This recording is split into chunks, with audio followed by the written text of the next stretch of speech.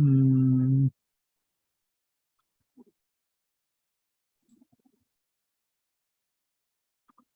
예, 구약의 구약 성경 역사서는 BC 435년 말라기 선지자의 외침으로 이렇게 끝을 맺게 됩니다. 그렇지만 구약에서 마지막 선지자는 누구냐면 세례 요한이라고 말할 수가 있겠죠. 그리고 하나님 나라 건설을 이루기 위한 새로운 시작, 바로 예수 그리스도를 통하여 하나님 나라를 이루게 되는 것으로 이제 바톤을 이어가게 되어지죠. 역사서에서 나타난 주요 연표가 여기 지금 나와 있어요. 참고하시고요. 음,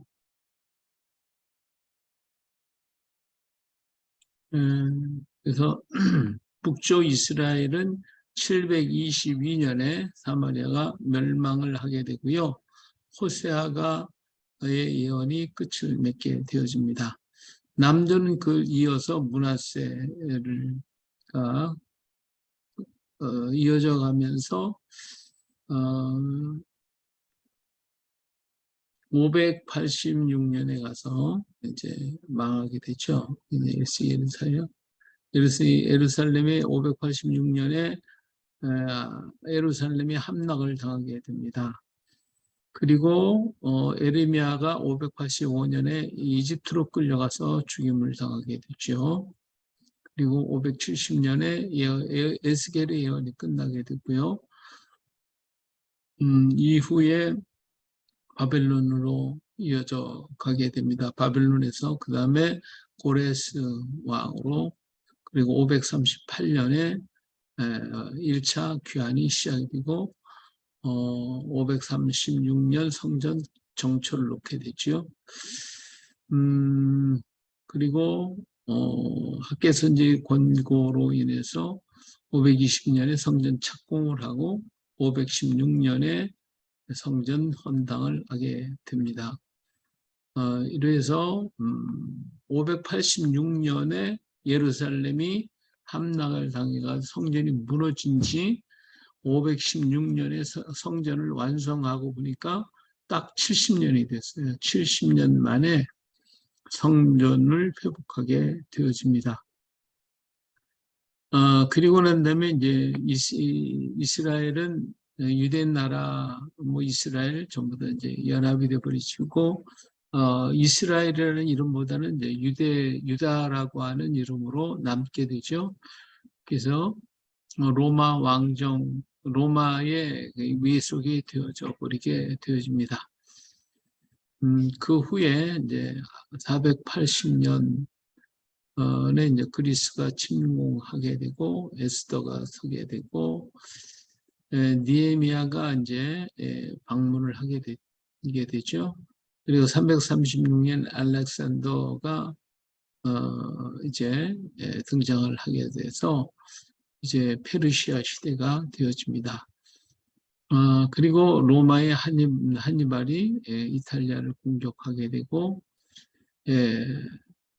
로마의 지배 아래 있었어요. 그래서 63년에 로마가 예루살렘을 공격함으로써 완전히 로마 지배 하에 들어가고, 이때부터 헤롯이 로마에 아부를 해가지고 헤롯이 이스라엘의 왕이 되어지는 통치 분봉왕이 되시게 되죠.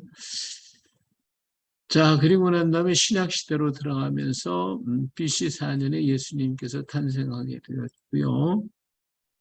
30년에 예수님께서 십자가에서 죽으셨고, 그리고 부활 승천하시게 되어집니다. 이후에 바울은 67년에 베드로가 순교를 당하게 됐고요. 70년에 이제 예루살렘 마지막 멸망을 당하게 됩니다. 멸망을 당해요. 그래도 이 땅에는 그 이스라엘 유대 나라의 깃발은 그냥 꽂혀 있었어요. 이 자리에. 72년에 더 많은 인도에서 순교를 하게 되고요. 73년에 예루살렘이 70년에 망했지만 73년에 마지막 마사다의 최후 항전이 있었습니다. 그리고 요한이 100년에 죽게 되어지죠. 네, 신약 시대로 이렇게 넘어오게 됩니다. 그 다음에 이제 교회 시대로 넘어와서 313년에 콘스탄틴 대제가 기독교를 공인한 후에 예루살렘은 뭐 이제 유대 나라는 그때 사라지게 되죠. 그리고 397년에 신구약 66권이 정경으로 채택이 되어지게 됩니다. 그러다가 476년에 로마가 멸망을 하게 되고 570년에 마호멧이 출생을 하고, 그리고 638년에 이 예루살렘을 이슬람이 공격을 하게 됩니다.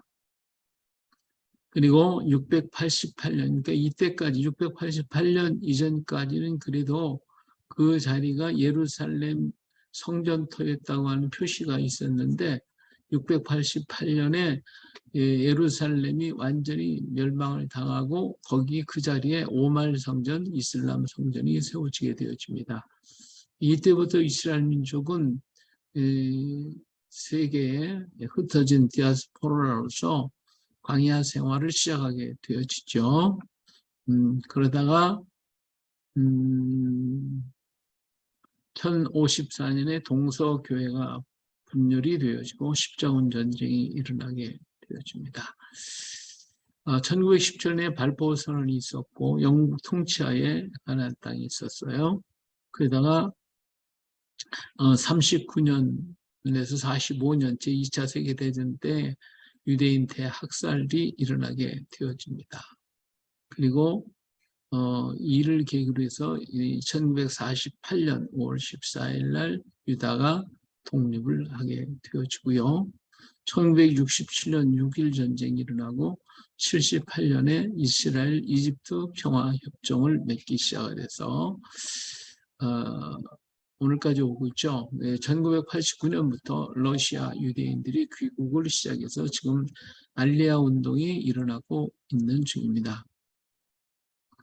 여기 있는 기간은 뭐 학자에 따라서 약간의 차이가 있기 때문에 꼭 요 날 연수다라고 얘기하기는 좀 어렵지만 대부분 이렇게 연도가 비슷하게 맞아가고 있으니까 여러분들 그냥 참고하시면 되겠어요. 자, 이제 도표를 보여드리겠습니다. 자, 아브라함이 BC 1991년에 이제 아브라함이 시작을 하게 되죠. 애굽으로 간 것이 1876년, 모세는 1527년에서 1408년까지 있게 되고요.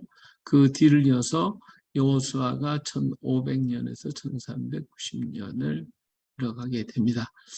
자, 애굽에서 출애굽한 것이 1446년이었고요.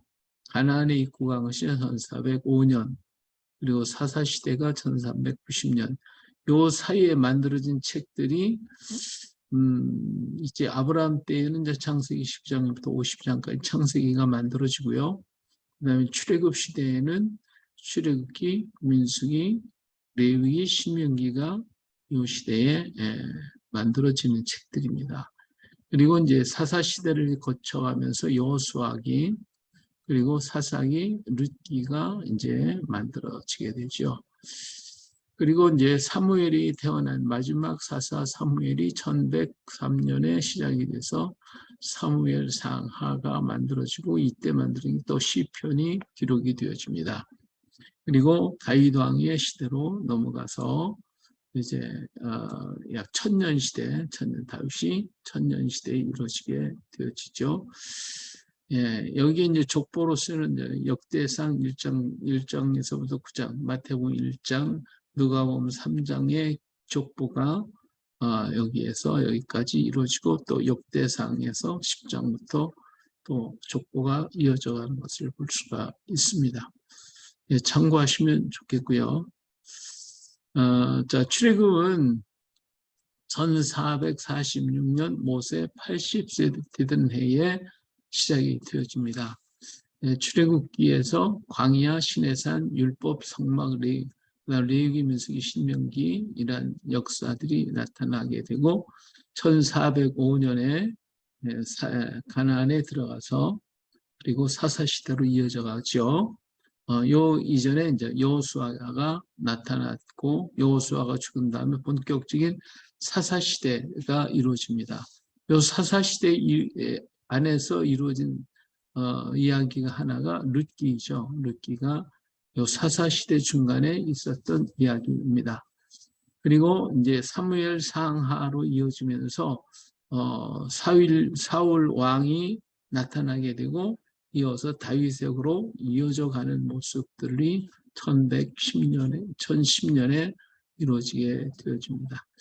자, 이것이 위에 이 도표에 대한 설명이고요. 예. 자, 여호수아 각본의 역사서의 각본의 중심 의미를 보면 여호수아기는 승리의 책이라고 말할 수가 있어요. 사실은 여호수아기는 모세 5경이 끝나면 신명기로 끝나거든요. 신명기로 끝나게 되면 가나안 땅까지 들어가야 하는데 들어가는 것이 없어요. 신명기에서는 못 들어가고 모세가 죽는 장면으로 끝을 맺기 때문에 지금까지 왔었던 것이 결론을 못 내요. 그래서 여호수아기는 어떤 면에서 보면 모세 5경의 마지막 책이라 이렇게 말할 수가 있겠죠. 그래서 그쪽에다 붙여놓은 것이 오히려 한 테마가 거기서 완결되어지는 모습을 볼 수가 있습니다.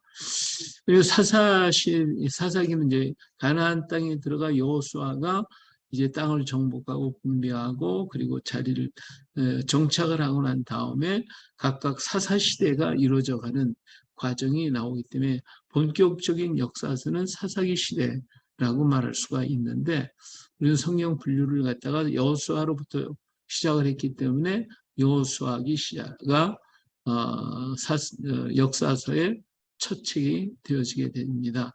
그러나 실상은 모세 5경의 마지막 책이 여호수아가 되는 것이 그것이 자연스럽다 이렇게 말씀을 드릴 수가 있겠죠. 그 다음에 사무엘사에서는 참 예배자와 그렇지 못한 자에 대한 비교가 이렇게 나오고 그런 사람들에 대한 얘기가 많이 나옵니다.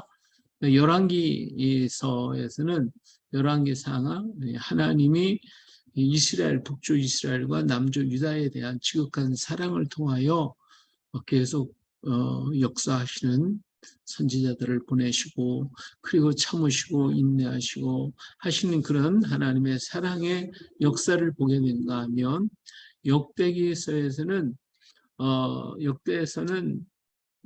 바빌론에서 포로로 잡혀갔다가 돌아온 유대 민족들이 그들을 위해서 에스라가 지은 책이 바로 역대기입니다. 그러니까 포로 생활 속에서 황폐되어졌던 그들의 마음을 역대기에서는 사로잡으며 창조의 역사로부터 시작하여 그것이 전부 다 족보로 다 이렇게 이어서 그 모세 5경을 족보로 다 이어져 버렸지만은 돌아온 유대 민족들, 이스라엘 민족들에게 하나님의 역사를 가르쳐주고 또 그것을 교육하는 책으로 기록되어 있는 것이 바로 역대기입니다. 그래서 열왕기에는 북쪽 이스라엘과 남쪽 유다가 번갈아 가면서 계속 교차하면서 나오지만 역대기에는 이스라엘이 배제되어 버려요. 예, 그래서 역대기에는 이스라엘이 나오지 않고 남쪽 유다에 대한 역사만 기록되어 있는 것을 볼 수가 있습니다. 그러면서 그 중심이 뭐냐면 성전을 중심으로 한 하나님께 예배하는 예배 민족으로서 이스라엘 민족의 선민으로서의 모습 그것을 얘기하고자 하는 것이 바로 역대기고요. 그 다음에 에스라와 느헤미야 시대에는 그 많은 재난과 환란 속에서 정말 하나님 앞에 철저한 회개의 역사가 이루어지는 모습을 보게 됩니다. 에스더는 죽으면 죽으리라고 하는 믿음의 사람들에 대한 이야기가 기록되어 있는 것이 바로 역사서의 마지막 책이 에스더서로 끝을 맺게 되어집니다. 이렇게 역사서가 모세 오경을 이어서 이어지고 있어요. 모세 오경은 하나님의 창조에서 하나님의 창조한 것에 대해서 사람은 어떻게 해요? 범죄하게 되고, 그래서 죄값은 사망이라고 하는 것으로 창세기가 이어져 가다가 마지막에 창세기 마지막 장면이 뭐예요? 요셉도 죽었다라고 하는 죽음으로 끝나요. 죄값은 죽음이다라고 하는 것을 얘기해 주고 있는 것이 창세기였죠. 근데 창세기에서 출애굽으로 넘어가면서 죽음이 뭐냐? 죽음이라고 하는 것은 종살이하는 것이다. 그래서 애굽에 종살이하고 있는 이스라엘 민족, 하나님의 백성이 죽어서 종살이하고 있는 그 모습. 다시 말하면 죄의 종이 되고 또 사탄의 종이 되어서 끌려다닐 수밖에 없는 인생의 모습을 출애굽에서 하나님이 구원하시죠. 하나님의 절대적인 권위를 가지고 하나님의 능력을 가지고 건져내시는 그런 장면이 바로 출애굽의 역사입니다. 그리고 그 출애굽한 그들이 광야에서 뭐를 했냐? 바로 하나님께 예배를 드려야 된다. 그것이 레위기요, 레위기. 그리고 하나님 앞에 예배를 드리기 위해서 그들에게 주어지고 맡겨진 모든 순서, 담당 이런 것을 전부 다 직분을 맡겨준 것이 민수기이고요. 그리고 신명기는 이렇게 하나님께 예배하는 백성들이 어디에 바탕을 둬야 되냐? 하나님 말씀 위에 바탕을 둬야 된다. 그래서 신명기는 다시 명한다. 하나님의 말씀을 다시 선포하는 모세의 설교로서 신명기가 끝을 맺으면서 그 타락한 인생이 죽을 수밖에 없는 그 자리에서 구원해 주신 성도들이 광야에서 예배를 드리고 하나님의 땅에 와서 예배하는 성전을 이루게 되었다라고 하는 것으로 이제 모세오경이 끝나게 되죠. 그러면 역사서에 들어와서는 뭐를 하는 거냐면 그 예배하는 사람들의 삶을 전부 기록해 놓은 것이 바로 역사서입니다. 오늘 우리 신앙의 삶, 신약으로 얘기하면 사도행전과 같은 거죠. 사도행전, 교회의 역사를 기록한 것이 사도행전이듯이 구원받은 이스라엘 민족, 유대 백성들이 가나안 땅에 와서 어떻게 살아왔다. 그리고 그들이 하나님의 진노 속에서도 어떻게 걸어왔는가. 그래서 믿음의 백성들이 선택받은 하나님의 백성들의 삶을 기록한 것이 바로 역사서이다. 근데 그 역사 속에서 누가 주장했느냐? 하나님이 주장하시고 계시다. 그러니까 세상의 역사는 일반 역사라고 그러고 이스라엘의 역사는 거룩한 역사라고 말을 하잖아요. 왜 그러냐? 이스라엘은 모든 주체가 하나님이에요. 하나님이 나를 세우고 나를 무너뜨리기도 하고 왕을 세우기도 하고 폐하시기도 하고 하는 이런 모든 일들을 전부 다 주관하시는 이가 누구냐? 하나님입니다. 그 하나님의 말씀에 대해 인간이 순종했느냐 순종하지 않느냐 이걸 보는 것이거든요. 그렇기 때문에 이스라엘의 역사는 무슨 역사? 거룩한 역사. 말할 수가 있어요. 그런데 일반 세상의 역사는 어때요? 우리나라 역사만 봐도 우리는 누가 주장했어요? 하나님이 하셨다라고 하는 것이 아니라 어떤 왕이 또 어떤 장수가 어떤 사람이 일을 했다 해서 나라가 세워졌다. 그리고 또 나라가 망했다. 이런 얘기를 다 누구를 중심으로 해서 인간을 중심으로 해서 기록했기 때문에 이 모든 역사는 일반 역사라 그렇게 말하는 거예요. 이스라엘의 전체적인 역사서 속에서는 누가 움직이느냐? 하나님이 이렇게 하시고 계시다 하는 것을 보여주고 있어요. 그래서 이스라엘의 역사는 거룩한 역사라고 이 역사서 속에서 보여주고 있는 것이 역사서의 중심이 되었다고 말씀을 드릴 수가 있겠습니다. 자, 우리 이제 각본으로 들어가서 여호수아 승리의 책입니다. 승리의 책. 자, 여호수아는 우리가 신학에 와서는 여호수아가 예수와 여호수아에서 이렇게 부르게 되죠. 근데 이스라엘 사람들은 예수라는 이름은 아주 싫어해요. 거기에 그들은 예수아라고 붙여야 돼요. 예수아. 구원자로서의 예수아. 예수 그런 민족을 배반했다 해가지고 아주 저주스럽게 생각하죠. 그래서 이스라엘 사람한테 얘기할 때는 예수보다는 예수아가 더 좋습니다. 이 말은 구약의 여호수아, 호세아, 이런 이름에서부터 이루어진 이름이 바로 예수아라고 말할 수가 있죠. 자, 이는 구원의 하나님, 구원에서 구원을 뜻하는 이름이고, 또 원래가 호세아, 원이름은 호세아다. 그 말씀을 드릴 수가 있어요. 자, 그리고 이 기간은 주전 1451년, 또 1426년, 약 25년간의 역사적인 기록으로 요단을 건너서 이 여호수아가 땅을 분배하고 마지막 이스라엘의 12지파들을 모아놓고 축복하고 그리고 죽는 장면으로서 여호수아가 끝을 맺게 되어집니다. 자, 여기서 여호수아는 여호와 예배의 완성과 종교의 민족화에 공헌하고 110세에 죽게 되죠. 그래서 이스라엘 그 여호수아는 마지막 순간까지도 하나님을 의지하는 믿음을 보여줬기 때문에 여호수아가 있었던 그 시대의 사람들이 하나님 앞에서 바로 서서 신앙을 이어져가고 있는 모습을 보게 됩니다. 그러면서 여호수아가 끝나면서 이어져가는 게 사사시대인데 이 사사시대는 굉장히 많은 혼란을 가져오는 시대가 되어서 12 사사들이 일어나서 민족을 다스리는 그러한 것으로 이어져 가게 되겠죠. 자, 여호수아는 승리의 책입니다. 왜 승리의 책이에요? 애굽에서부터 이스라엘 민족이 가나안 땅으로 오게 되잖아요. 그 가나안 땅을 승리하며 입성하게 됩니다.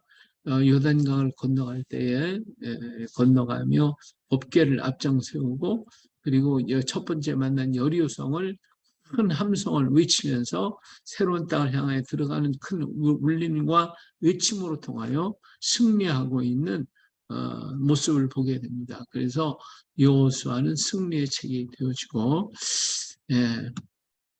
승리 역사를 볼 수가 있습니다. 자, 여기 성경의 시대별 개관을 해놨는데 필요하신 분들은 이제 참고하시면 되겠고요. 아까 이렇게 풀어서 설명했던 그 내용들이 이렇게 다 이렇게 정리가 돼서 나와 있어요. 참고하시면 되겠습니다. 자, 그러면 1장으로 가서 1장부터 5장까지가 도강을 준비하는 요단강 건너기를 준비하는 그런 모습을 보게 되죠. 자, 하나님의 약속의 말씀이 1장 2절부터 5절까지 있는 말씀입니다. 어때요? 이스라엘 자손에게 그 땅으로 들어가라. 이제 들어가는 모습을 보게 되죠. 자, 근데 하나님께서 어때요? 그 들어간 땅, 이스라엘이 주신 땅은 어떤 땅이죠? 그 땅을 향하여 가라고 말씀하고 있는데 하나님은 그런 얘기를 하셔요. 너희 발바닥으로 밟는 땅, 너희 발바닥으로 밟는 땅, 그걸 내가 다 주겠다. 그러면서 어디까지? 레바논에서부터 유브라데 강까지 해쪽 속에 온 땅과 대해까지 다 주겠다. 이렇게 얘기를 해요. 그 땅을 우리 3절에 1장 3절에 보면 내가 발바닥 밟으라는 거예요. 그래서 우리가 땅 밟기 많이 들어하는데 믿음을 가지고 가야 돼요. 밟으면 되는 거예요. 밟으면 그 땅이 우리 것 된다고 얘기를 하셨어요. 그래서 이스라엘 발바닥으로 밟으라는 거지 그냥 가만히 앉아있는데 줬다 이렇게 하지 않으시고 가서 밟아라 얘기를 해요. 근데 이 언약은 언제 줬어요? 아브라함에게 주신 거예요. 1장 4절에 보니까 곧 광야와 이 레바논에서부터 큰 강, 곧 유브라데까지 해적 속의 온 땅과 해시는 쪽 대해까지 너의 영토가 되리라. 이렇게 얘기를 하셨는데 이건 창세기 15장 18절에 아브라함에게 이미 약속해 주신 땅이에요. 그 약속의 땅을 향하여 너는 가라는 거예요. 하나님이 주신 것은 크고도 광대한 땅이지만 내 믿음이 그것까지 다 차지할 수 있느냐는 거예요. 내가 그 땅까지 밟아야 되는데 밟지를 않아. 중간까지 가다가 아이 더 이상 못 가겠네 하고서 멈춰버리면 그 땅밖에 안 돼요. 그러니까 중요한 것은 하나님이 주시기로 약속한 것이라도 내가 발바닥을 밟아야만 하는 거예요. 약속하셨어도 밟지 않으면 차지할 수 없어요. 예. 근데 이스라엘 사람들은 어떻게 했어요? 정말 유브라데까지 가서 밟았나요? 밟지 않았어요. 중간에 지금 있는 강원도 크기만한 가나안 땅에 들어앉아서 거기까지만 차지하고 끝났지 저 유브라데 강까지 저 터키 땅까지 밟고 올라가지를 않았다 그 말이에요. 거기까지도 그들이 밟고 올라갔다면 아마 그 땅도 하나님께서 저들에게 주셨을지도 모르죠. 하나님이 약속했으니까 주시겠죠. 근데 그렇게 하지 못했다 하는 거예요. 그리고 두려워하고 있는 여호수아에게 평생에 너를 대적할 자 없다. 내가 너와 함께 있을 것이라고 하는 약속과 믿음을 주게 됩니다. 자, 그리고 이제는 가라. 가라. 1장 6절부터 8절까지 강하고 담대하라. 너는 내가 그들의 조상의 맹세에 그들에게 주리라 한 땅을 이 백성에게 차지하게 하라. 차지하게 하라. 이렇게 외치는 거예요. 차지하게 하라. 하나님이 주셨는데 가서 내가 취하면 되는 거예요. 취하면 예, 지도자의 중요한 위치가 중요한 것은 하나님 말씀과 약속을 지키도록 만들어야 되고 그 약속이 내게 이루어졌다라고 하는 사실을 우리가 확인시켜 주는 게 지도자예요. 그래서 그것을 가서 믿음이 약한 사람들이 이 약속의 말씀을 믿고 확신하고 가서 잡는 거예요. 내 것으로 삼는 거예요. 이것이 바로 차지하게 하라 하는 거예요. 그런데 우리 같이 가서 공격하자, 쳐들어가자 이것이 아니고 차지하라는 게 가져라, 가져라. 그죠? 이 일을 위해서 어떻게 극히 강하고 극히 담대하라, 두려워하라, 놀라지 말라, 말씀을 지켜 행하고 우로나 좌우나 치우치지 말라. 입술에서 율법의 말씀이 떠나지 않고 해라. 주야로 이 말씀을 묵상하라. 이걸만 하면 되는 거예요. 여기 중심이 뭐예요? 하나님을 의지하고 두려워하지 말라는 거죠. 그리고 무엇을? 늘 말씀을 묵상하고 입으로 중얼거리고 그 말씀을 삶 속에서 적용하라 하는 것이죠. 우리의 권능은 딴 데 있는 게 아니에요. 권능은 말씀에게 권능이 있는 거지 내가 힘있고 권능이 있는 게 아닙니다. 하나님의 말씀에 내게 재편받이고 하나님의 말씀 안에 내가 서게 될 때에 나를 누가 넘어뜨릴 수가 없어요. 예, 바로 여호수아에게 하나님 말씀대로 따라가게 될 때 자라나고 지지 않으면 너를 대적할 자가 없다. 너는 강하고 담대하라. 극히 강하라. 하신 이야기가 바로 그것입니다. 내가 주의 말씀을 붙들고 있는 한 누구도 나를 넘어뜨릴 수가 없다. 내가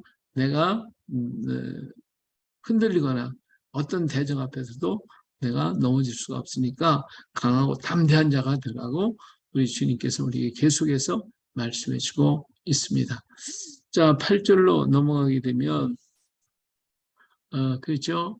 평탄하게 될 것을 말씀해 이 율법책을 네 입에서 떠나지 말게 하며 주야라고 그것을 묵상하여 그 안에 기록된 대로 다 지켜 행하라. 그리하면 네 길이 어때요? 평탄하게 될 것이고 형통화될 것이다. 그죠? 그래서 계속해서 얘기를 하시는 거예요. 계속해서 내가 네게 명령한 것이 아니냐. 강하고 담대하라. 두려워하지 말며 놀라지 말라. 내가 어디를 가든지 네 하나님 여호와가 너와 함께 하시느니라. 하면서 계속해서 이렇게 다그치고 있는 모습을 볼 수가 있습니다. 그래서 이제 여호수아는 이 말씀을 가지고 담대하게 앞을 향하여 걸어가게 되어지는 것이죠. 이런 약속과 확신을 가지고 우리가 믿음의 전진을 해야 할 줄로 믿습니다. 자, 2장으로 넘어가면 이제 이스라엘이 이제 여리고 성이 아주 강하고 큰 성이기 때문에 거기 들어가기 전에 정탐꾼을 보내게 되죠. 예, 저는 정탐꾼을 보내는데 거기에 그 정탐꾼들이 나중에 발각이 돼가지고 숨게 되는데 누가 숨겼어요? 기생 라합이 그들을 숨겨줍니다. 나중에 이 라합은 정탐꾼 중에 한 사람의 살몬인데 이 사람과 결혼을 하게 되고 이 사람을 통하여 보아스를 낳게 되고 보아스는 이새를 낳게 되고 이새는 다윗을 낳게 되는 그 다윗의 가문으로 들어가는 위대한 사람이 되어지게 되죠. 자, 이처럼 하나님은 그 멸망할 자리에서 하나님을 의지하고 하나님 말씀을 붙드는 그 사람을 하나님은 구원하셔요. 그들을 건져주셔요. 인류 멸망 시에 노아와 그 가족을 구원하셨죠. 예, 예. 그리고 또 소돔과 고모라 멸망할 때는 롯과 그의 두 딸을 건져주셨어요. 그리고 여리고 지금 멸망하게 될 때 이 여리고성에서 라합과 그 가족이 구원을 받게 됩니다. 다 뭐예요? 하나님의 은혜로서 구원을 받게 되지요. 이 라합은 이 붉은 줄로 그 집을 이렇게 상징을 해서 이 안에 있으면 죽지를 않게 해주셨어요. 그리고 노아는 당시 의로움을 통하여 구원을 받았고 롯은 아브라함의 기도 때문에 구원받아요. 롯 자신의 기도가 아니라 아브라함의 기도 때문에 롯이 구원을 받고 라합은 의인 주의 백성을 도움으로 말미암아 구원을 받았으니까 이들이 구원받은 모습이 각각 달라요. 노아는 하나님의 앞에서 의롭다함을 인정받은 사람이 있고요. 아브라함의 기도 때문에 롯이 구원받은. 만약에 아브라함이 기도하지 않았다면 롯이 구원받을 수가 없었을지도 몰라요. 하나님께서 아브라함의 기도를 들으셨은 걸 보니까 오늘도 우리가 멸망길에 있는 우리 사랑하는 우리 가족들과 식구들 어떻게 해야 돼요? 그들에게 가서 그들을 위해서 뭐 해야 된다? 기도해야 되겠죠? 예, 참 기도해 줘야 돼요. 그렇게 기도해 주면 하나님께서 그들을 우리의 기도를 들고 그를 긍휼히 여기시사 구원해 주시는 것을 볼 수가 있어요. 근데 이 롯이 아브라함의 기도를 다 가족이 전부 다 구원받았는데 그런 자리에서도 한 사람은 떨어졌죠. 그렇죠? 롯의 아내가 어떻게 해요? 끝까지 하나님 말씀대로 따라가야 되는데 안 따라가고 뒤돌아보다가 그냥 소금 기둥이 됐으니까 구원의 길에 섰다가도 뒤돌아보면 안 돼요. 하나님의 도움을 통해서 끝까지 말씀 붙잡고 앞으로 전진에 달려가야 하는 겁니다. 우리가 해야 할 길은 바로 그거죠. 끝까지 달려가는 거. 오직 주님만 보고 달려가야지 딴 데 쳐다보면 안 됩니다. 뒤돌아보면 안 돼요. 롯의 아내는 뒤돌아보다가 그만 소금 기둥이 되어버리고 말았어요. 여기서 이제 라합에 대한 얘기가 나오는데 라합이 정탐꾼이 왔어요. 정탐꾼이 왔는데 들켰어요. 그래서 도망을 쳤죠. 도망을 쳤는데 이 라합의 집에 들어왔어요. 그때에 이제 사람들이 그 병사들이 와가지고 추격을 해서 라합의 집에 왔죠. 왔더니 그 라합이 항상 좀 지혜롭게 대답을 해줘요. 그 병사들에게. 4절부터 7절에 보니까 여기 왔지? 그러니까 안 왔어. 그러면 이게 이제 거짓말하는 거니까 집안을 다 뒤지게 될 것입니다. 근데 라합은 지혜롭게 왔습니다. 그들의 말 인정을 해요. 인정을 해요. 그러는데 왔지만 나갔습니다. 그렇죠? 이게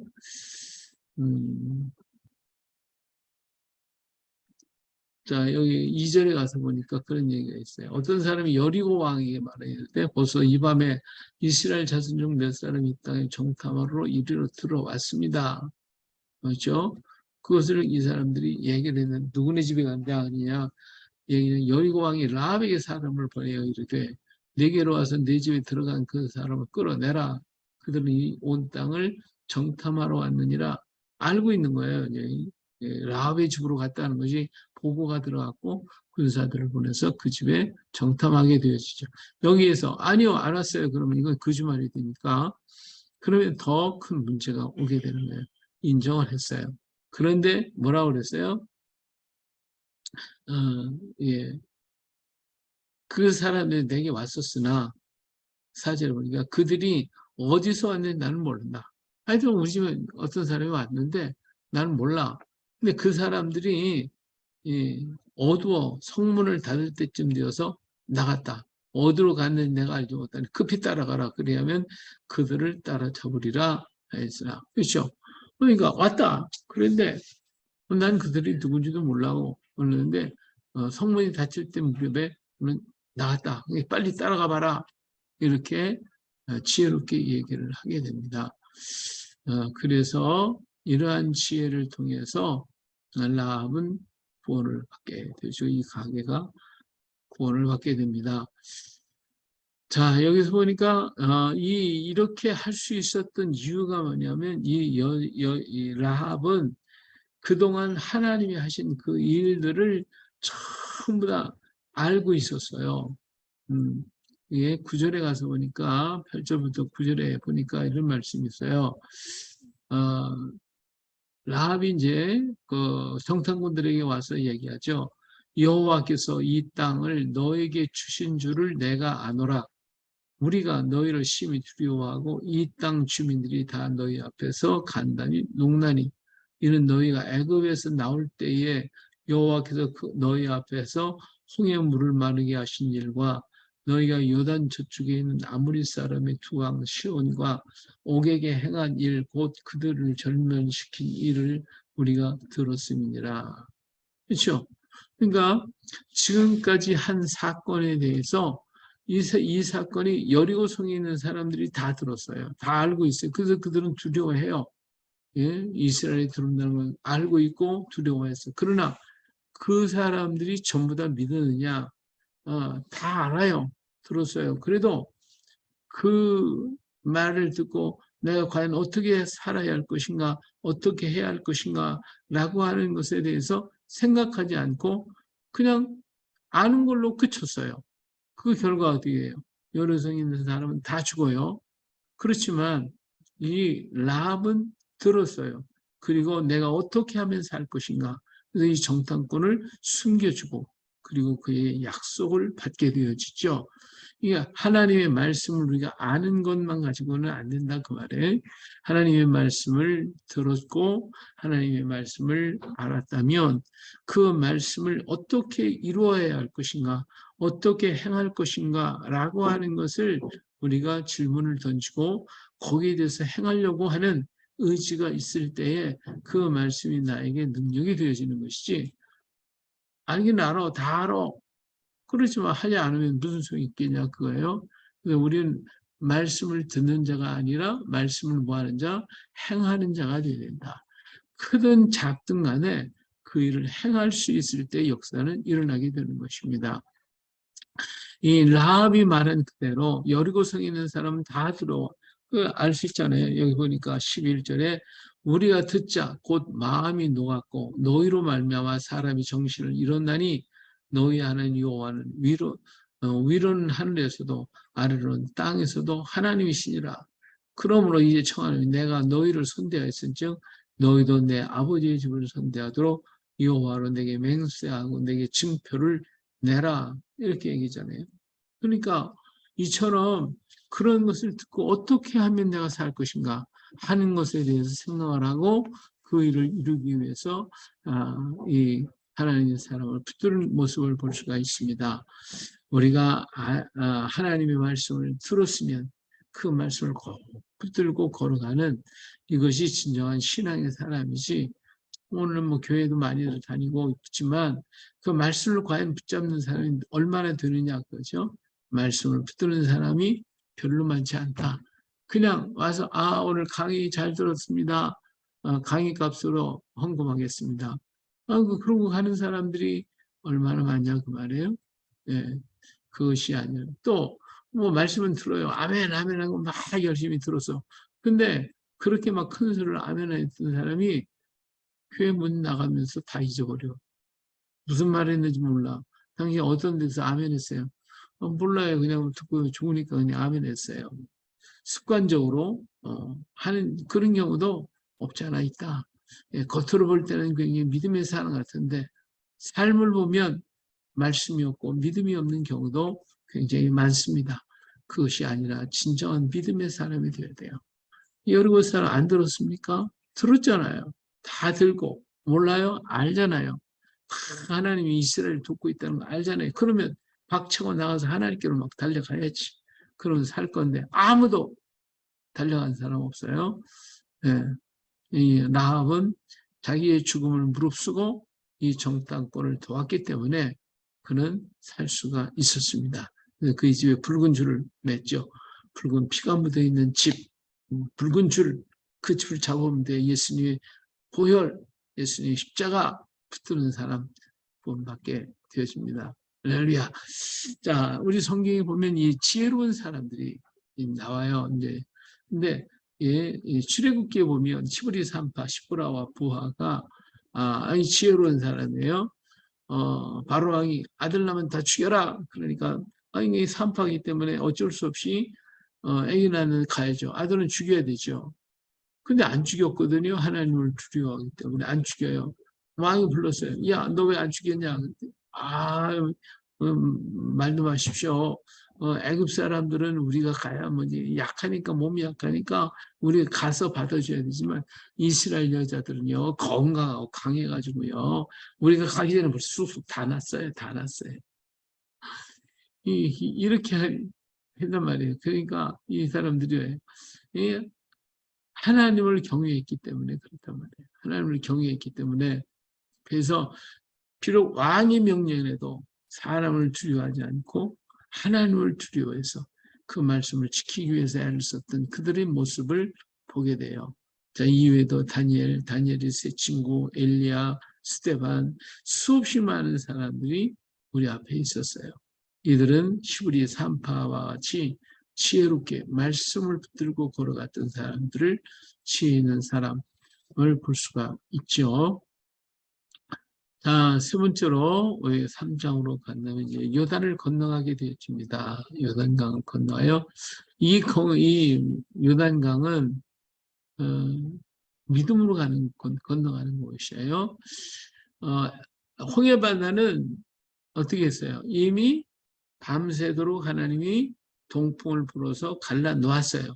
갈라놓았기 때문에 그 길을 가면 되는 거예요. 뭐 꼭 믿음이 있든 없든 열어 있으니까 그냥 가면 되는 거예요. 가면 되는. 근데 이 요단강은 안 그래요. 요단강 안 갈라져 있어요.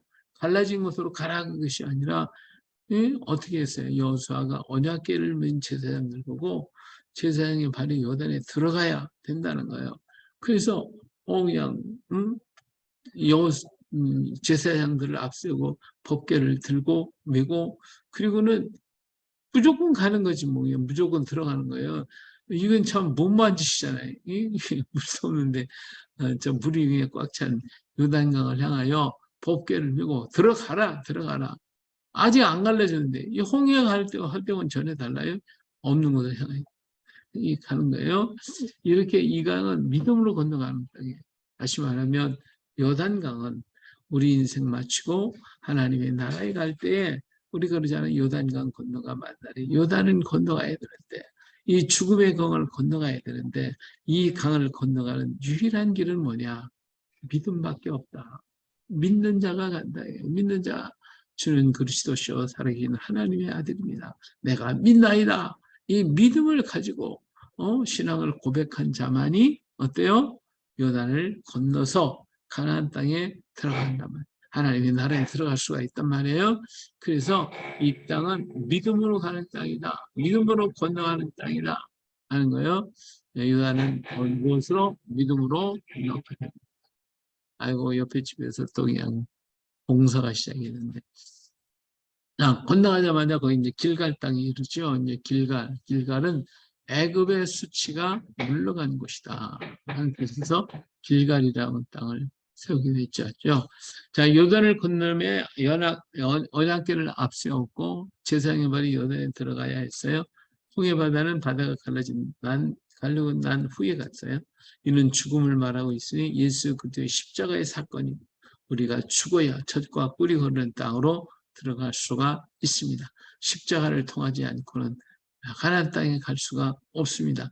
하나님의 나라는 썩을 육체를 가지고 가는 게 아니라 신령한 몸으로 들어가는 것이, 그래서 썩을 것으로 심고 썩지 아니할 것으로 거듭나는 것처럼 오늘 우리가 하나님 예수 그리스도로 말미암아 새롭게 거듭난 자만이 들어갈 수 있는 땅, 가나안 땅. 그래서 요날 거듭나야 돼요. 죽어야 돼요. 죽고 주님과 함께 살아야 갈 수 있습니다. 자, 언약궤를 메고 제사장들 앞에, 제사장이 백성들 앞에서 이렇게 나가요. 그러면서 이제 제사장들이 어때요? 언약궤를 들고 가니까 제사장 발이 물에 다 들어가자마자 그 요단강 물이 멈추게 됐죠. 위에서부터 내려오는 물들이 거기서 딱 멈춰요. 이렇게 마치 벽을 쌓듯이 자꾸 쌓여가고 있고 아래쪽은 전부 다 물이 흘러갔으니까 물이 이렇게 지나가요. 바다는 그렇지 못했죠. 바다는 양쪽에 물이 다 이렇게 물 절벽을 세워가지고 그 사이로 갔지만 이 요단은 내려오는 물을 한쪽을 막아버리니까 이쪽은 이렇게 쌓이지만 이쪽 길은 어때요? 내려가는 쪽은 전부 다 물이 빠져버리겠죠. 한쪽만 있는 거예요, 이렇게. 근데 그 가운데에 지금 요단강 가운데에 누가 있어요? 언약궤를 맨 제사장들이 거기에 서 있단 말이에요. 그럼 백성들은 어떻게 해요? 그 백성들은 언약궤를 바라보고 언약궤를 지나서 건너가야 돼요. 그들이 백성이 다 지나갈 때까지 제사장들이 언약궤를 메고 강 가운데 서 있었어요. 자, 이게 뭐를 가리키느냐면 이 언약궤를 백성들이 다 쳐다보고 가는 거예요. 언약궤를 바라보는 거예요. 응? 이렇게 제사장들이 서 있다고 하는 거, 이것은 예수 그리스도의 십자가를 얘기하는 거예요. 십자가를 바라봐야 되는 거예요. 이게 하나님의 언약이거든요. 예, 하나님의 언약. 그 언약을 붙들 때에 적과 꿀이 흐르는 땅, 가나안 땅에 가는 거예요. 주님의 약속과 주님의 언약을 믿는 자만이 갈 수 있어요. 그렇기 때문에 언약궤를 쳐다보는 게 하나님이 언약했다. 하나님이 약속했다. 예, 법궤보다는 이게 언약하는 거예요. 언약궤. 하나님의 언약을 봐라. 이런 거예요. 그래서 항상 하나님의 약속을 기억하고 그 약속이 이루어질 걸 믿고 그 약속대로 지금 요단을 건너가고 약속대로 이제 가나안 땅 7족속을 몰아치실 것이고 가나안 땅을 하나님께서 약속대로 우리 지파들에게 나눠줄 것이고 이렇게 항상 하나님의 언약을 기억하라고 백성들이 전부 언약궤를 쳐다보고 그러고 하는 거예요. 하나님의 언약은 지금도 불변하십니다. 그 언약은 지금도 이루어져 가고 있다. 이 믿음을 가지고 우리가 가는 거예요. 과거에 있었던 언약은 이루어졌는데 그러면 우리에게 주어진 언약, 우리가 가야 할 그 언약은 하나님 마음대로 안 이루어질까? 아니에요. 하나님은 과거에 이루신 것처럼 지금도 그 언약을 이루시고 또 앞으로도 그 언약이 이루어질 것이니까 그 언약이 무엇인가? 언약이 어떤 것인가? 우리가 깊이 알기 위해서 뭘 해야 돼요? 오늘 이렇게 공부해야 돼요. 이렇게 말씀을 읽어야 돼요. 하나님 말씀을 자꾸 읊조려야 돼요. 그 말씀을 되뇌어야 돼요. 그럴 때 우리는 하나님의 뜻을 알고 하나님의 언약을 알고 그 길을 향하여 건너갈 수가 있는 거예요. 그렇기 때문에 제사장들이 언약궤를 맨 것을 백성들이 다 쳐다보고 그 언약궤를 지나서 가라고 지금 말씀해주고 있습니다.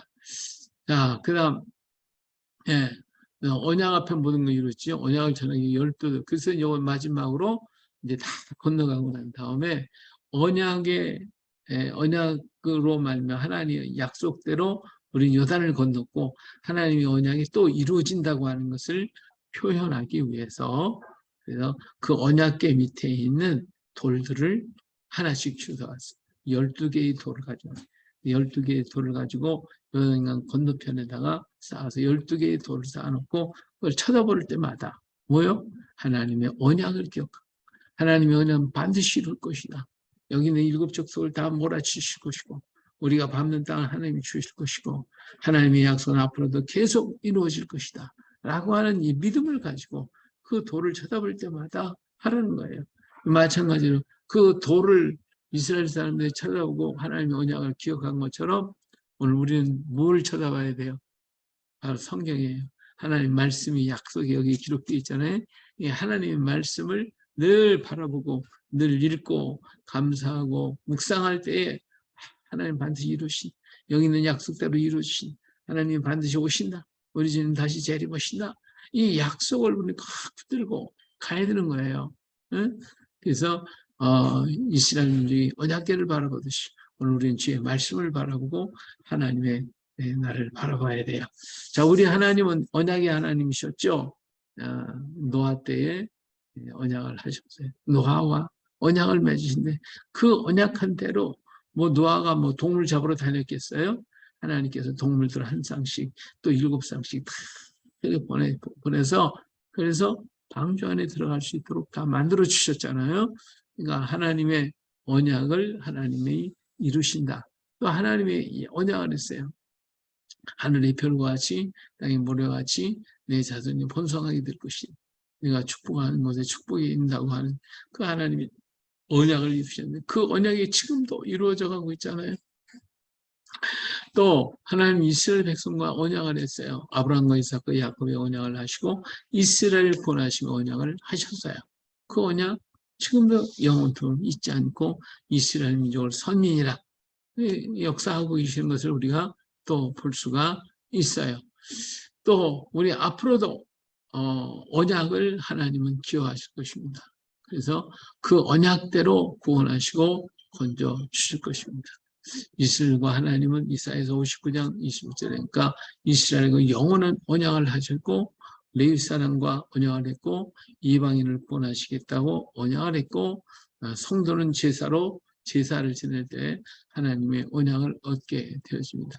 이렇게 하나님은 항상 언약을 하시고 그 언약을 늘 기억하시고 마지막까지 하나님 그 언약을 지켜주십니다. 그래서 이제 성전 안에 있었던 언약궤를 갖다가 보여주시는 것을 우리는 요한계시록 11장 19절에 볼 수가 있어요. 성전 안에 언약궤가 다 보여져요. 그것은 하나님이 지금도 언약을 이루신다. 하나님의 언약은 반드시 이루어진다. 라는 것을 보여주시는 것이에요. 자, 이것처럼 하나님은 에덴 동산에서 언약하셨죠. 누구를 여인의 후손을 보내주시겠다 하신 것처럼 예수님은 언약이셔요. 그래서 예수님은 새 언약이시고 예수님은 더 좋은 언약이시고 영원한 언약이시고 언약의 피가 되어주셔서 우리를 구원하시는 예수님을 볼 수가 있습니다.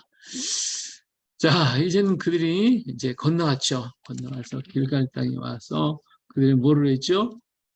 이제 사장으로 가면 길갈에서 12돌을 세워놓고 그리고 거기에서 전부 다 하나님 뭐라 하겠냐면 할례를 받으래요. 할례를 받으래요. 이거 기가 막힌 거잖아요. 할례를 받으라. 그 앞에 뭐가 있어요? 여리고성 있잖아요. 여리고성. 그 큰 성이 있고 아마 이 가나안 족속들은 오기만 하라 그냥 다 없애버리겠다 하면서 막 그냥 기다리고 있었을지도 몰라요. 그런데 5장으로 넘어가서 보니까 그 적군 앞에서 할례를 해래. 기가 막힌 거잖아요. 할례를 하면 남자들이 뭐 전쟁할 수가 있지. 적군이 쳐들어오면 어떻게 해요? 뭐 감당이 안 되는 거죠. 근데 하나님은 그 가나안 땅에 들어가서 그 땅에 차지하기 전에는 하기 전에 하나님의 백성인 것을 하나님의 자녀라고 하는 것을 그래서 꼭 기억하게 했고 지금까지 이제는 애굽에서 노예 생활했지만 이제는 너희가 노예가 아니고 이제는 하나님의 자녀가 됐다라고 하는 이 확신과 믿음을 여기에 심어주는 거예요. 그래서 할례를 받아라 하는 거죠. 오늘 우리처럼 우리가 육체의 모양을 내기 위해서 할례를 받는 그런 것은 아니더라도 예수님의 십자가가 내 안에 확 박혀야 돼. 내 이마와 내 가슴에 그냥 십자가가 팍 박혀져가지고 그래서 나의 구원은 오직 예수 십자가뿐이다. 십자가가 나를 구원하시고 오직 육의 할례가 아니라 마음의 할례, 예수 그리스도의 할례로 십자가의 할례를 우리 마음에 받아야 돼요. 이걸 붙잡고 가야 돼요. 예. 자, 언약의 말씀을 의지하고 요단을 건너는 백성이 할례를 행하게 하시면 언약에 대한 신뢰, 그 할례를 본 것으로 자기 몸을 보면서 항상 하나님의 언약을 기억하고 믿으라는 거예요. 적이 앞에 있으면 두려워하지 않겠다고 하는 거. 지금 적이 앞에 있잖아요. 저희들 쳐들면 죽어요. 전쟁할 수가 없으니까. 그런데 하나님이 지켜주신다 이거예요. 하라 이거예요. 할례를. 이 지금 어떻게 합니까? 이건 내 생각이고, 하나님 저기 바로 앞에 있는데 내가 죽을 수밖에 없는데도 하라. 예, 말씀대로 하라. 누가 지켜주시니까? 하나님이 지켜주시니까. 예, 이 사실이 저기 알려진다면 저기 터질 것이고, 그럼 이스라엘은 다 망할 수밖에 없어요. 그런데도 불구하고 하라는 거예요. 하나님은 여호수아에게 강하고 걷기 담대하라. 하나님 말씀을 지키기 위해서 하나님 말씀을 죽기까지 죽을 각오를 하고 지킬 때 순종할 때에 놀라운 능력은 거기에 나타나게 되어집니다. 정말 우리가 이렇게 생명을 걸고 말씀을 지킨다고 하는 게 이 말이 쉽지 진짜 그렇게 할까? 나부터 그냥 하라고 하면 과연 할 수 있을까? 난 정말 겁이 나는데 그렇기 때문에 하나님은 여호수아 붙잡고 너 강하고 담대라, 흔들지 마라, 강해라 하고 자꾸 권면해주고 그 말씀을 지키게 하시잖아요. 족분 앞에서 할례를 하는 이런 어리석은 일이 어디냐 이거예요. 근데 얼만큼 하나님을 신뢰하느냐, 하나님 말씀 믿느냐 이거거든요. 우리가 어떤 어려움이 있을 때에도 우리가 다른 방법, 세속적인 방법을 할 수도 있지만 그것이 아니라 먼저 하나님의 말씀을 믿는 이 신뢰, 순종 이게 더 중요한 거예요. 할례 없는 백성은 하나님의 백성이 아니에요. 새 땅에 들어갈 수가 없어요. 하나님은 이들에게 할례를 행하심으로써 새 백성을 만들어서 새 땅으로 들어가서 하나님의 나라를 건설하시려고 하시는 것이거든요. 마찬가지로 십자가가 없는 백성은 구원이 없어요. 십자가의 상처를 가진 자만이 그 하나님의 나라, 주님이 세우실 그 나라에 들어가는 거예요. 살 수가 있는 거예요. 애굽 땅에 문설주와 인방에 피가 있어야만이 그들이 사는 것처럼 오늘 우리 마음의 문설주의 인방에 예수님의 십자가의 피가, 십자가의 상처가 있어야만이 우리가 갈 수가 있는 거예요. 그래서 바울 사도는 이후로는 누구 나를 괴롭게 하지 말라. 내가 내 몸에 예수의 흔적을 지녀라. 이렇게 얘기를 했어요. 정말 우리도 이런 담대한 믿음, 이런 신앙을 갖고 있다면 누가 뭐라 하겠습니까? 누가 흔들 수 있겠습니까? 정말 이런 강한 담대함을 가져야지. 그런데도 불구하고 우리 인간이에요. 연약해요. 여호수아가 얼마나 두려웠겠어요. 모두가 지금 할례를 받고 다 쓰러져 누워 있는데 과연 지금 적은 여리고 성은 바로 앞에 있고 저건 바로 이 지금 적진의 땅이잖아요. 아직 하나님이 다 그 땅을 갖다가 공격해서 저걸 물리친 것도 아니고 지금 적들이 우리를 노려보고 있는 그 땅에서 다 장정들은 정말 쓰러져 있고 과연 이거 어떻게 할까 걱정이 안 되겠어요. 잠을 못 자고 여호수아는 이렇게 진영을 돌아보게 됩니다. 그때 한 사람을 만나죠. 누굴 만나요? 당신 누구냐? 우리 편이야? 적군이야? 하고 9장 13절에 만나요. 여기 보니까 13절 여호수아가 여리고에 가까이 이르렀을 때에 눈을 들어본 즉 한 사람이 칼을 빼어 손에 들고 마주 서 있는 자 여호수아가 나를 너는 우리를 왜 하느냐? 우리의 적들을 왜 하느냐?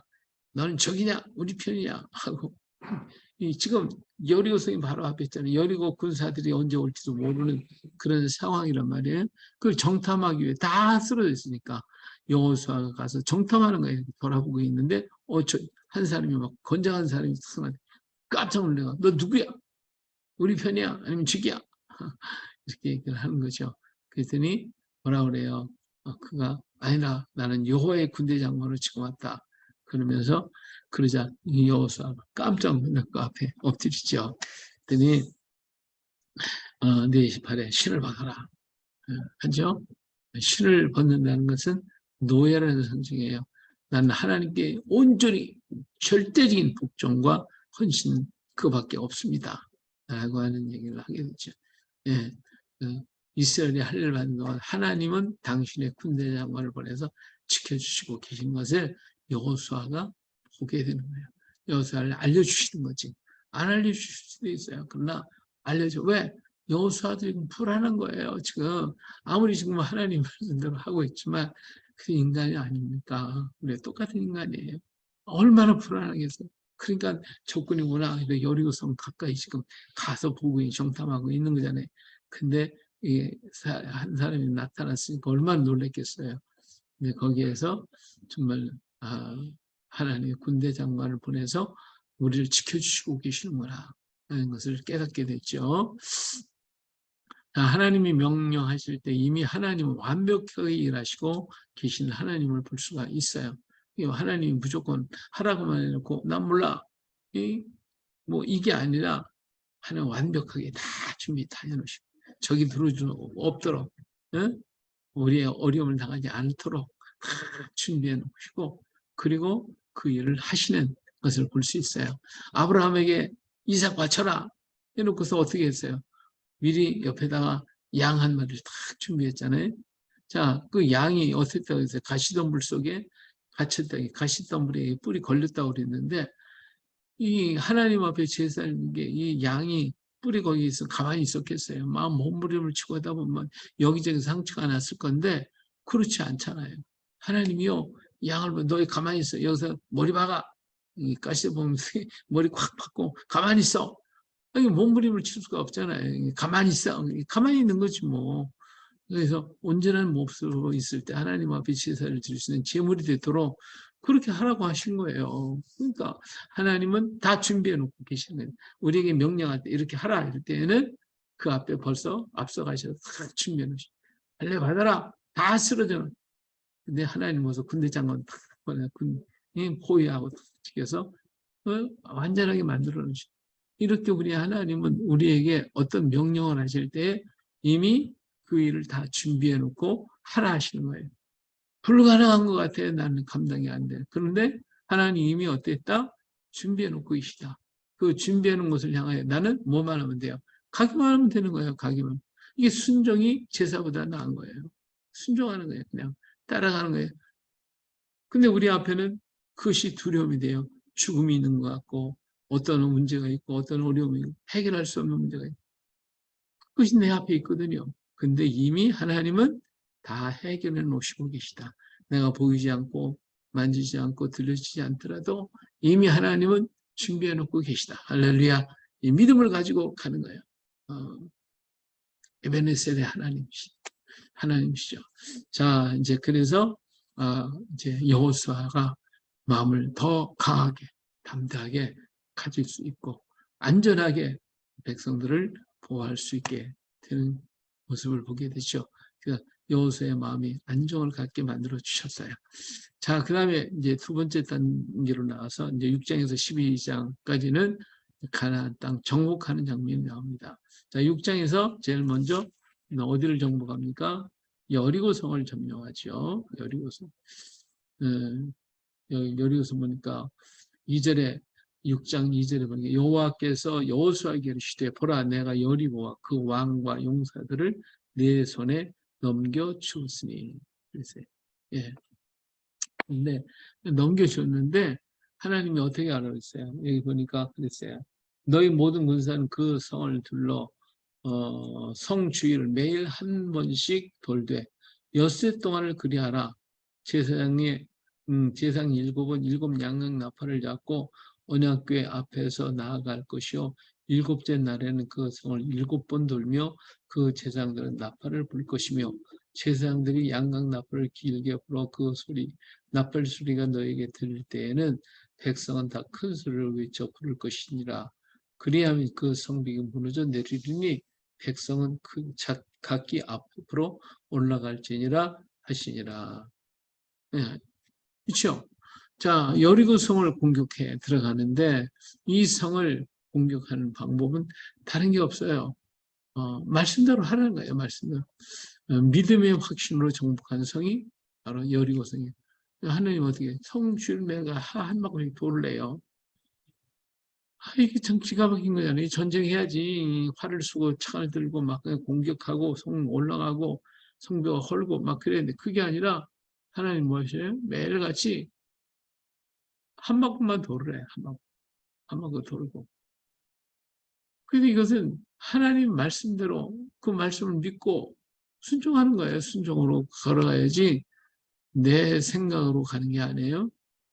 그러니까 한 바퀴 돌면서 하나님이 이게 돌으라고 하니까 도는 거예요.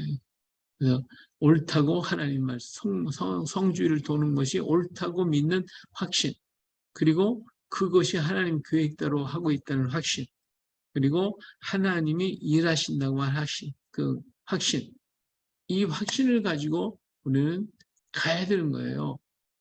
근데 거기에다가 뭐를 내 계획을, 내 생각을 두고 뭐 이런다고 뭐 전쟁이 이런 거냐? 뭐야 이게? 하고 한 바퀴 도는 이러면 안 되는 거죠. 토를 달 게 없어요. 우리가 뭐요?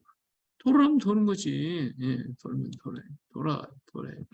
예, 돌아요. 하루에 한 번씩. 돌아가서 잠자는 거지. 한 바퀴 돌고 돌아오면 잠는. 뭐 그렇게 큰 성이 아니니까 한 바퀴 도는데 얼마나 시간 걸리겠어요. 한 번 돌고 와서 그냥 실컷 자고 쉬는 거예요. 그래서 이렇게 돌고 또 돌아서 어떻게 했죠? 7바퀴를 여섯째 날까지 하루에 한 바퀴씩 돌았어요.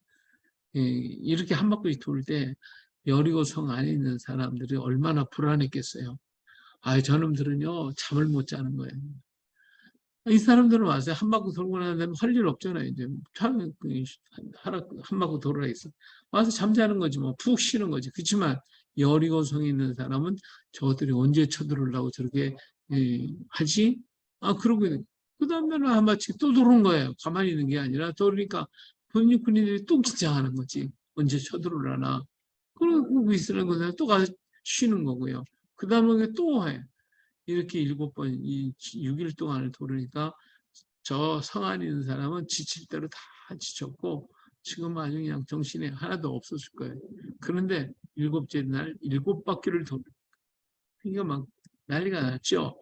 근데 나팔 소리가 울려오자 큰 소리가 외치니까 성이 그냥 그대로 무너지는 거예요. 이게 하나님의 약속이 그대로 이루어져. 내 방법이 아니잖아요. 내가 막 그냥 그걸 포를 쏘고 창을 쓰고 막 활을 쏘가면서 공격하고 들어가 진격하고 싸우지 아니하고 하나님의 말씀대로 그 시대에 하나님이 지진을 일으켜가지고 성이 무너지게 만들어지는 그런 놀라운 역사가 일어나게 되어집니다. 자, 그리고 그 안에 들어가서 라합의 집에 구원을 받게 되죠. 라합은 거기에 붉은 줄을 달아서 표시를 했어요. 피가 있다. 붉은 줄을 여리고성에 애굽의 문설조에 양의 피를 바르듯이 거기에 붉은 줄을 매달아서 표를 했어요. 십자가의 표를 달아놨어요. 그랬더니 그 안에 있는 사람들이 다 구원받았고 구원받은 것만 끝났어요. 라합이 그 정탐꾼 중에 한 사람이 살문이 거기서 만나가지고 라합이 만나고 얼마나 좋아했겠어요. 그래가지고 라합과 결혼까지 했으니까 그래서 보아스를 낳게 됐어요. 보아스 알잖아요. 보아스 룻기에 보아스를 낳게 되잖아요. 참 기가 막히는 사건들이 일어나게 돼요. 예, 구원받은 것도 감사하지. 구원받은 것도 감사하지. 하나님의 삶을 만나서 라합은 결혼했고 그가 아들을 낳아 보아스를 낳고 보아스가 이새를 낳고 보아스는 오벳을 낳고 오벳은 이새를 낳고 이새는 다윗을 낳아서 예수 그리스도의 가게로 들어가게 되는 이런 축복까지 받는 이런 라합이 되었다. 볼 수가 있습니다. 이렇게 크고도 놀라운 역사가 오직 말씀을 순종하고 걸어갈 때 이루어졌다. 하는 것을 볼 수가 있죠.